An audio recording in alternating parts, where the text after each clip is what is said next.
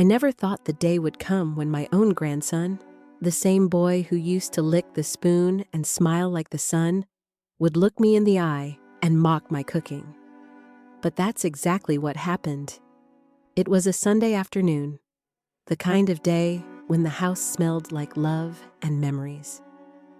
I stood there in my kitchen, my safe place, the heart of every family gathering, serving up my famous pot roast, the one I'd perfected over 40 years.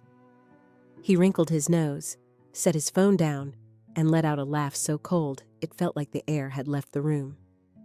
"Seriously, Grandma?" He smirked. "This looks like dog food." Everyone at the table went quiet. My daughter shifted in her seat. My son-in-law cleared his throat. But no one said a word. The laughter felt like a slap, harder than any betrayal I'd ever known. I stood there, carving knife trembling in my hand.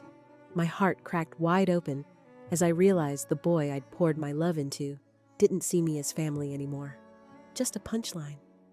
I walked away that day, but deep inside, I knew one thing. One day, he'd taste the bitterness of hunger and the memory of what he'd thrown away. Before I tell you how it all unfolded, hit that like button, share where you're watching from, and subscribe so you never miss a story like this. Now, let's dive in. My name is Helen Anderson. I'm 67, and I've spent my whole life making sure everyone had a seat at the table. A retired teacher, a mother, a grandmother, known for my warm meals and open heart. Family meant everything to me, until the day my own grandson turned my kitchen into his stage for ridicule. I still remember the smell of Sunday pot roast wafting through the house when Ethan was little. He'd come running in from the yard, grass-stained jeans, shoes untied, yelling, "Grandma, is it ready yet?" The way his eyes would light up when I'd pull that heavy pan from the oven, it felt like love in a dish. My daughter, Marianne, always said I was the glue holding our family together. After I retired from teaching, I poured myself into the kitchen. It wasn't just about feeding people. It was about making them feel seen, feel special. Every birthday, every holiday, I'd spend hours planning the menu, trying new recipes, tucking handwritten notes into lunchboxes. It was my way of saying, "I'm here. I care." When Ethan's parents both started working long hours, I was the one who picked him up from school, who sat with him while he did his homework. I taught him how to measure flour, how to crack eggs, even how to tell when a cookie was ready by its smell alone. We'd laugh when he'd make a mess, and I'd say, "It's just flour, sweetheart. Nothing we can't clean up." Those were my happiest days. As Ethan grew older, he changed. The sweet little boy who once clung to my apron strings turned into a teenager with earbuds and a phone glued to his hand. He started to roll his eyes at my old recipes, saying things like, "That's so boring," or "Can't we just order pizza?" It stung, but I told myself he was just growing up, finding his own tastes. Still, I kept cooking. Every time he'd come home from college, I'd make his favorite, homemade lasagna, the kind that took hours to prepare. I'd put on my best apron, light a candle or two, and wait for him to walk through the door. But lately, even that hadn't seemed enough. He'd walk in, glance at the table, and sigh. One night, he even said, "Grandma, this looks like something from a cafeteria." My heart clenched so hard I could barely breathe, but I kept telling myself, "He's just young. He'll grow out of it."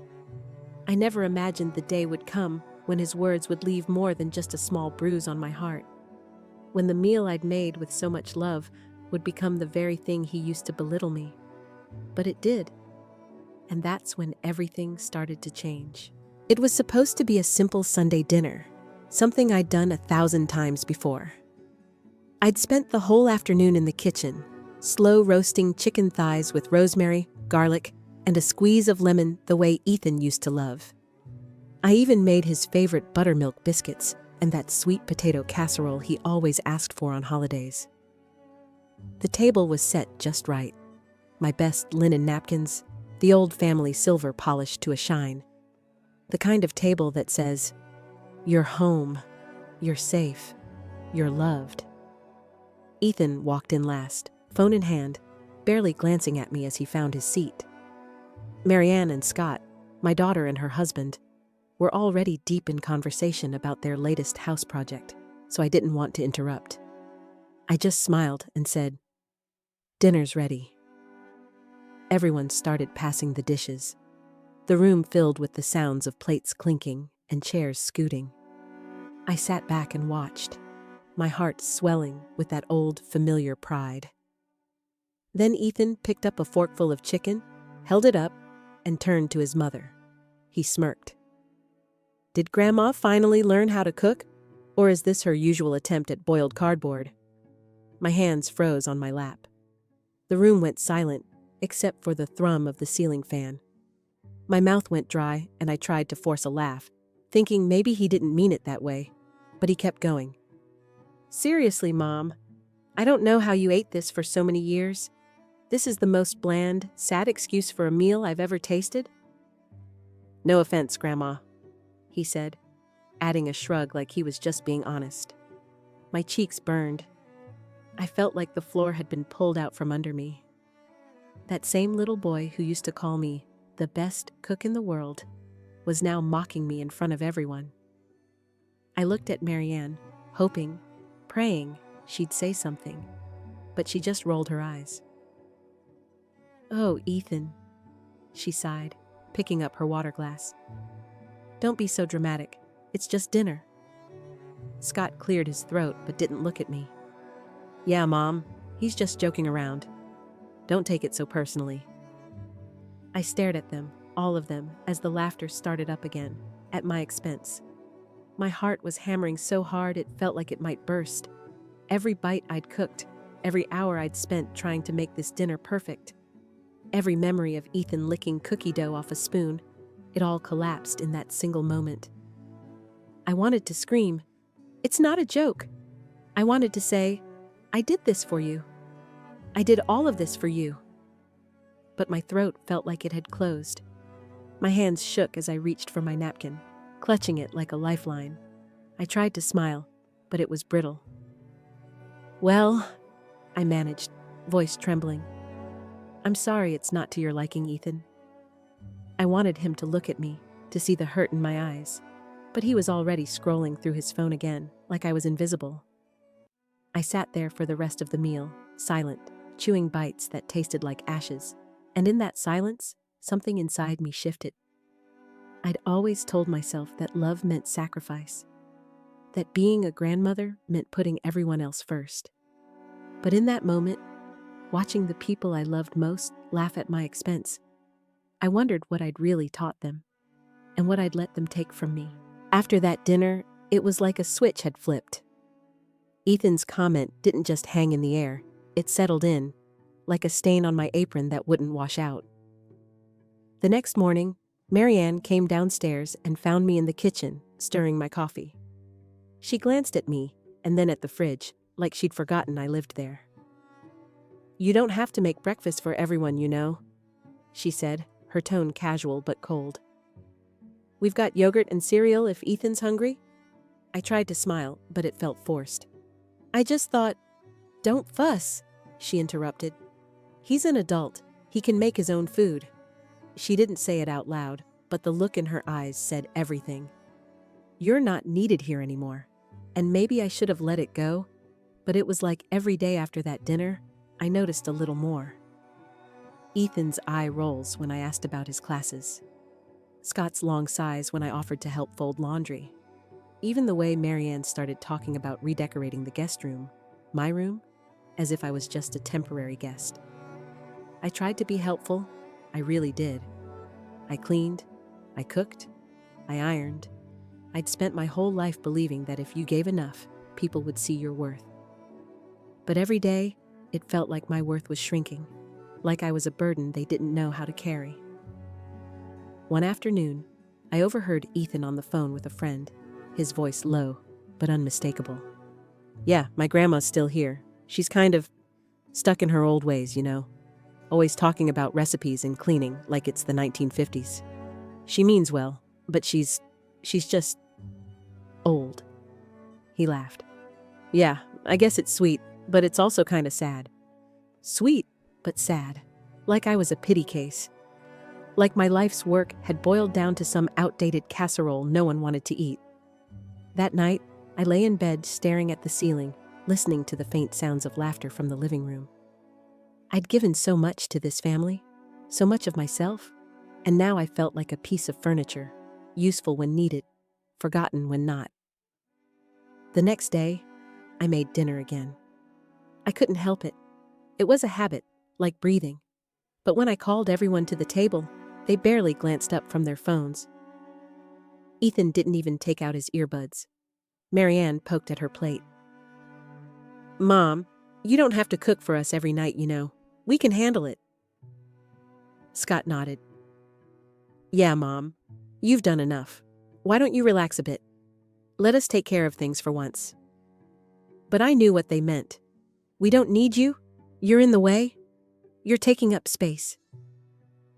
I cleared the table in silence that night, every dish clinking like a reminder. My reflection in the kitchen window looked smaller, older, more fragile than I'd ever seen. I thought of the laughter I used to hear when I cooked for Ethan as a little boy, his giggles in the kitchen when he'd sneak a cookie from the cooling rack. Now all I heard was the hum of the fridge and the echo of my own loneliness. It wasn't just a joke that day. It was a shift, a crack in the foundation I'd built for this family, and it hurt more than I'd ever imagined.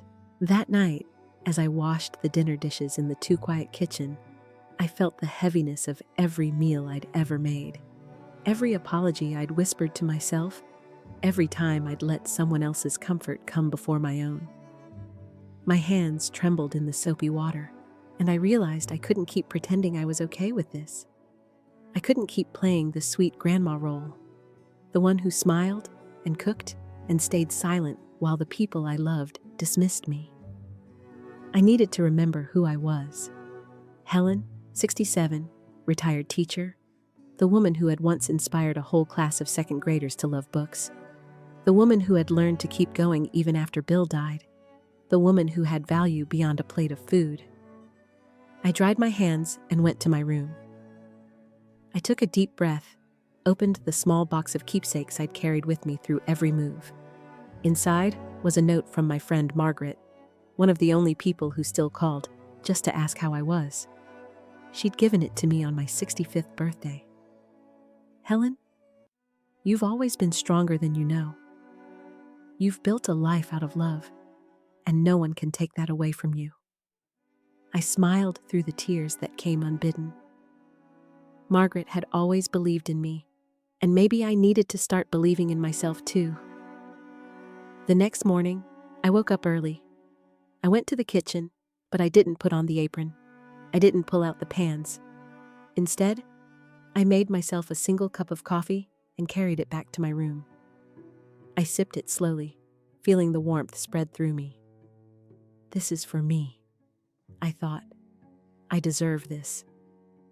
Later that day, when Marianne asked what I was making for dinner, I shook my head. "I'm not cooking tonight," I said, my voice calm but firm. "You can order out or make something yourselves." She blinked at me like she'd never heard those words before. "But Mom?" she started. I shook my head again. "Number, I've done enough. I'm taking a step back." The look on her face, surprise, confusion, maybe even fear, was all the confirmation I needed. For the first time in years, I felt like I was standing on my own 2 feet. Margaret called that afternoon. She'd seen my missed call from the night before. When I told her what had happened, she let out a small, proud laugh. "About time, Helen. You've spent your whole life caring for everyone else. Now it's your turn." I didn't cry. I just smiled, because she was right. It was my turn, and I was ready to take it. I was in the garden that afternoon, pruning the roses that Bill and I had planted the year we bought the house, when I heard the front door creak open. I glanced over my shoulder and saw Jason, standing on the porch with his hands stuffed deep into his hoodie pockets, head bowed like a little boy who'd scraped his knee. "Grandma," he said softly. His voice was raspy, hesitant, like he'd forgotten how to speak to me. "Can we talk?" I set the shears down and brushed the dirt off my hands. "Talk? Or do you need something?" He winced. He swallowed hard. "I'm sorry. About what I said. About the dinner. He couldn't even look me in the eye. "I lost my job last month. Things are tight. I was hoping maybe you could help out a little. Maybe cook, just for a bit. I'm staying at my friend's place, but it's not home." Home. The word caught in my chest. "Home," he said, as if the word hadn't once been mine too. As if it hadn't been the place where I'd served him every meal, cleaned his messes, kissed his forehead goodnight. "Jason," I said, my voice steady even as my heart clenched. "Do you remember what you said to me that night at dinner? When you laughed at my cooking? When you called it, what was the word? Sad." He shifted on his feet, eyes darting to the ground. "I was just joking," I finished for him. "But it wasn't a joke to me. You made me feel small in my own home, like I was nothing more than a cook to be mocked and dismissed." He looked up then, eyes glistening. "Grandma, I'm sorry. I didn't mean it. I was just angry, tired, stressed. I've heard them all," I said. I paused, letting the silence settle heavy between us. "Jason, I've spent my whole life feeding this family, physically and emotionally. I gave, and when I asked for respect, I got laughter." His shoulders sagged, and he let out a shaky breath. "I know. I was a jerk. I lost everything, Grandma. My friends, my job. I've got nowhere to go. I've got nothing left. Please, just one of your dinners. It always made me feel like I belonged." I felt my eyes sting, but I held them back. I saw the scared boy I used to love, the one who'd climbed into my lap after a nightmare and whispered that Grandma always made everything okay. But that boy had grown into a man who'd forgotten kindness, who'd traded gratitude for sarcasm, love for entitlement. "I'm sorry, Jason," I said softly but firmly. "I can't do that for you now. Not because I don't care, but because I need to care for myself too." His eyes widened. "Please, Grandma, just one dinner. I'll figure the rest out." I shook my head. "No, Jason, I hope you do figure it out. I hope you find the strength to rebuild your life. But I'm not your safety net anymore." He took a step back, tears slipping down his cheeks. "I get it," he whispered. "I deserve this." I nodded. "You need to learn to stand on your own, just like I did." He turned and walked away, shoulders hunched, leaving me alone in the garden with the roses and the echoes of every dinner table where I'd fed him love on a plate. I stood there a moment, letting the wind carry the scent of the flowers, feeling the ache and the release all at once. For the first time in a long time, I felt strong. I felt free. And I felt like I had finally learned that my love, my cooking, my care, was a gift, not an obligation. After Jason left that afternoon, I stood by the kitchen window, staring at the empty driveway. The air was still, heavy with the memory of all the meals I'd cooked in that kitchen. Spaghetti on his birthday, grilled cheese on snow days, pancakes on Sundays. Every bite was a piece of my love, a silent promise that I'd always be there. And yet, when he'd grown, he'd taken that gift and twisted it into something disposable, a joke at my expense, an entitlement he thought he deserved. I sat down at the old oak table, the same one Bill and I bought with our first paycheck. I ran my hands over the grain, the familiar scratches from years of family dinners and laughter. I let the tears come, slow and quiet, as if even now I didn't want to disturb anyone. I wasn't angry. No, I'd burned through that fire weeks ago. What I felt now was something deeper, something that reached into the roots of who I was. Self-worth. I had spent my life serving others. My husband, God rest his soul, had always said, "Helen, you're the glue that holds us together." And I had believed it. I was the cook, the caretaker, the peacemaker. I made birthdays special, holidays warm, every day a little easier for everyone else.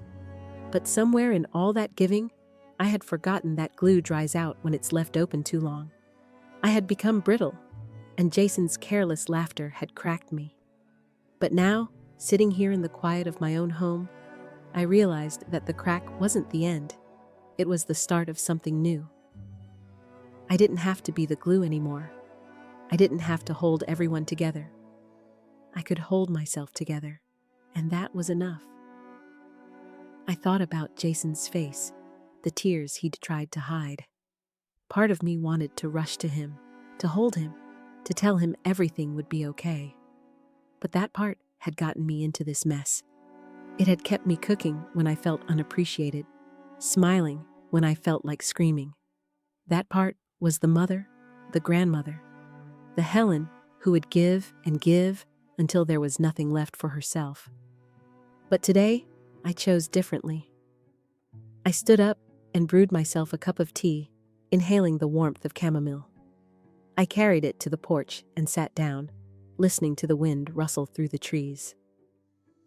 I thought about how many times I'd sacrificed my own comfort for others, about how many times I'd accepted apologies that never came, about how many times I'd let my kindness be mistaken for weakness. No more. If Jason came back tomorrow, I'd offer him love, yes, but not the kind that cost me my peace. I'd give him honesty, a kind word, maybe even a meal someday when he was ready to appreciate it. But I wouldn't be his crutch. I wouldn't be the safety net he'd learned to disrespect.